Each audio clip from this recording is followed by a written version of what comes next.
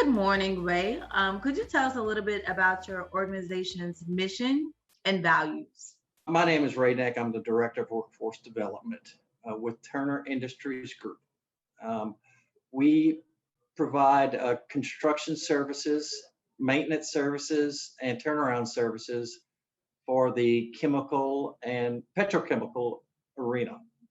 Um, to do that, we provide crafts like welders, pipe fitters, millwrights, crane operators, and the like. Our mission is to serve our clients who are the Exxons, the Chevrons, the Shells of the world. And we basically provide people to them to do construction and maintenance services.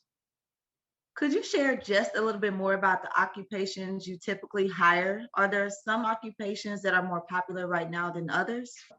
Welding is one of the more popular crafts that we look at, basically because a lot of the high schools in the area do welding training, and they become familiar with the welding craft. Also, welding craft is one of the more difficult ones to fill because they have to have a specific skill set in order to do welding at our job sites.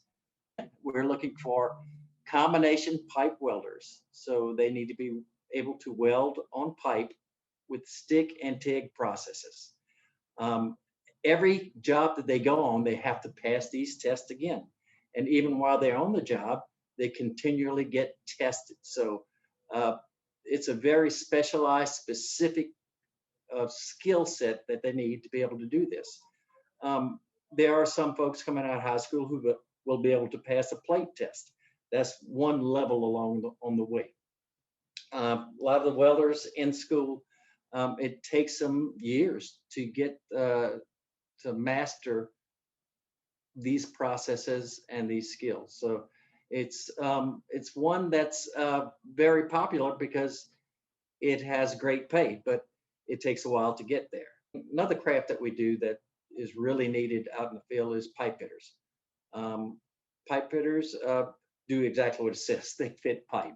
They're able to measure, cut, thread, and assemble pipe in certain from two-dimensional drawings into three-dimensional structures.